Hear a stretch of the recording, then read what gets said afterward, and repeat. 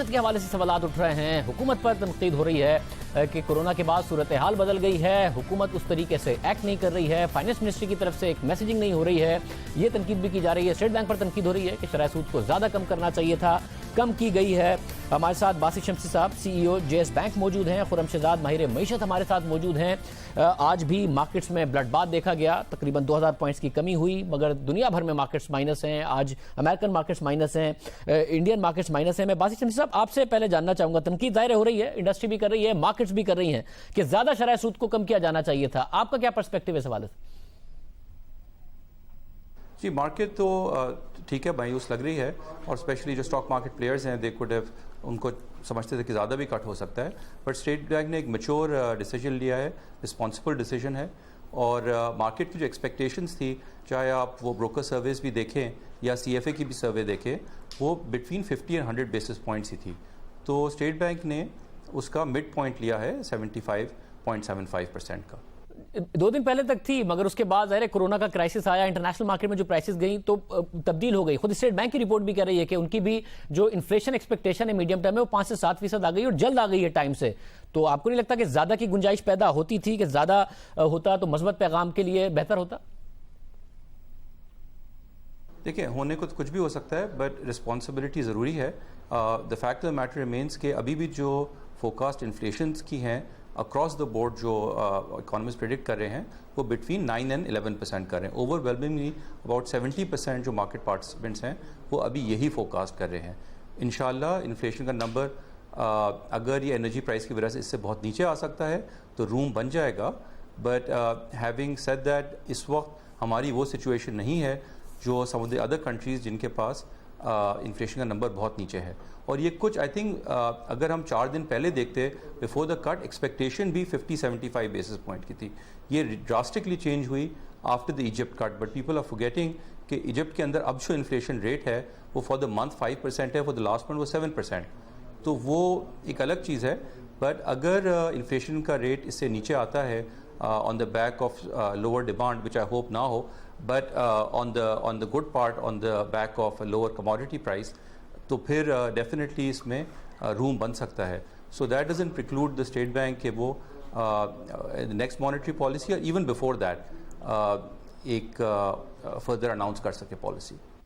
बासित शमसी साहब, आप ज़ाहिर है आपका ताल्लुक बैंक से है, बैंक्स का तो हायर इंटरेस्ट रेट सिनेरियो में फ़ायदा ही हुआ है, टी बिल्स वगैरह में इन्वेस्ट करते हैं, फ़ायदा होता है, मगर जो कॉर्पोरेट सेक्टर है उनका, वैसे जो दूसरी इंडस्ट्री है उसका बड़ा नुकसान हुआ है। क्रेडिट ऑफटेक में बड़ी कमी आई है। बैंक में होते हुए आपको ये बात ज़ाहिर पता होगी। अब सेंट्रल बैंक कह रहा है कि जी हमने एक फैसिलिटी दे दी है 100 अरब रुपए की, और 7% पर होगा अगर किसी ने नई इंडस्ट्री लगानी है। इंडस्ट्री से जवाब ये आ रहा है कि भाई जो एग्जिस्टिंग इंडस्ट्री है उसको चलाना बड़ा मुश्किल हो गया है इतने हाई रेट्स पर, तो उसको बंद कर दें, नई इंडस्ट्री लगा लें। आप समझते हैं 100 अरब रुपए से कोई फर्क पड़ेगा ये जो पैकेज दिया गया? देखिए, एक सिग्नल है, पर हम जो मिस कर रहे हैं बात, ये आई थिंक सब लोग बहुत लाइटली ले रहे हैं इस चीज़ को। ये जो 100 बिलियन रुपए की फैसिलिटी है ये बहुत सब्सटैंशियल है। ये 10 ईयर फैसिलिटी है 7% के ऊपर। अगर आप 100 बिलियन रुपए की बात करें और पर लोन जो है 5 बिलियन हो सकता है, तो हमारा इस वक्त ऑब्जेक्टिव क्या है कि जॉब क्रिएशन करनी। अगर एक इंडस्ट्रियलिस्ट है और वो एक प्लांट की एक्सपेंशन, एक नया प्लांट लगाने का सोच रहा था, बट हाई इंटरेस्ट रेट पे वो उसके लिए पॉसिबल नहीं था, तो 7% पे लॉक 10 साल के लिए फंडिंग। आप देखें 100 बिलियन रुपए का मतलब ये है कि वो तो स्टेट बैंक की फैसिलिटी है, उसके बाद वर्किंग कैपिटल भी होता है, उसके बाद उसकी अपनी इक्विटी भी होती है। तो इससे तो कोई ऑलमोस्ट 150 से 200 बिलियन रुपए की इंडस्ट्री लग सकती है, और ये टाइम सेंसिटिव भी है।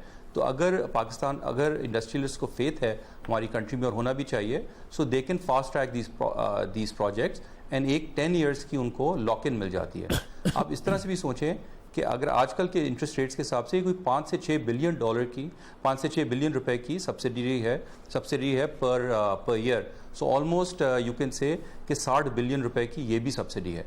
सो आई थिंक ये चीज़ जो है आजकल अंडर प्ले हो रही है, बट क्योंकि वो नी jerk reaction, stock market is hoping के 2 या 3% उनको हो जाए और उससे कुछ रिकवरी आ जाए, but we have to keep in mind कि we have to look at the bigger economy. Inflation is end of the day जो है ये टैक्स ऑन द पुअर है। इन्फ्लेशन इंशाल्लाह 6 या 7% आ जाए, बट द फैक्ट रिमेंस कि अभी जो फोरकास्ट हैं वो 9 से 11% की हैं।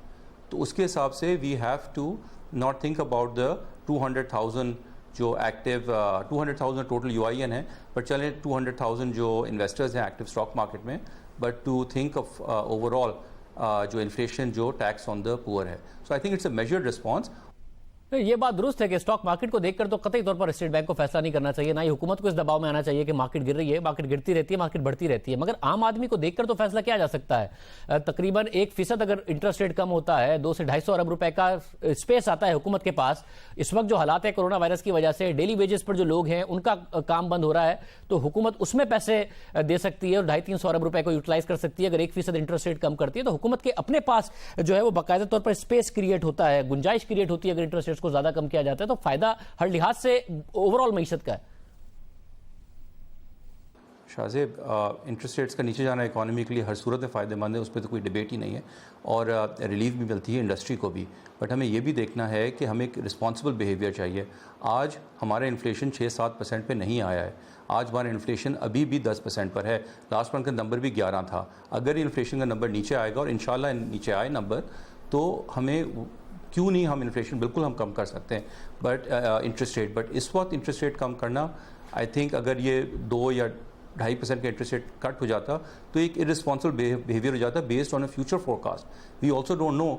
नहीं, मगर फ्यूचर फोरकास्ट तो खुद सेंट्रल बैंक ने कही है कि उन्हें मीडियम टर्म में लगती है 5 to 7% इन्फ्लेशन. पहले वो कहते थे, जब उनको कहा जाता था कि जी आज की इन्फ्लेशन देखे इतनी है, तो वो कहते नहीं मैं आगे की देख के इंटरेस्ट रेट्स को बढ़ा रहा हूं. अब आगे की उन्हें खुद कम नजर आ रही है, तो इस वक्त की देखी जाए इन्फ्लेशन क्या है, क्योंकि इंटरनेशनल मार्केट में ऑयल प्राइसेस $25 पर बैरल हो गई हैं. बढ़ेंगी भी तो कितनी ज्यादा बढ़ जाएंगी. डिमांड पाकिस्तान में ओवरऑल वैसे ही कहा जाता है कि जो इंटरेस्ट रेट्स हैं उनका डिमांड से कोई ताल्लुक नहीं है इस वक्त जो इन्फ्लेशन हो रही है, मगर डिमांड कम हो जाएगी. जिस तरीके से लोग अगर घर में महदूद होकर रह जाएंगे तो इन्फ्लेशन तो कम ही नजर आ रही है आने वाले दिनों में. पहले वो कहते थे आने वाले दिनों को देख के मैंने इंटरेस्ट रेट्स को बढ़ाया हुआ है. देखिए, ये जो है ना पाकिस्तान के लिए, ऑफ कोर्स ये एक बहुत ही मैं कहता हूँ 25 या 32 या $35 पे भी बहुत पॉजिटिव न्यूज़ है, और आई थिंक इंडस्ट्री को भी इससे पॉजिटिविटी लेनी चाहिए.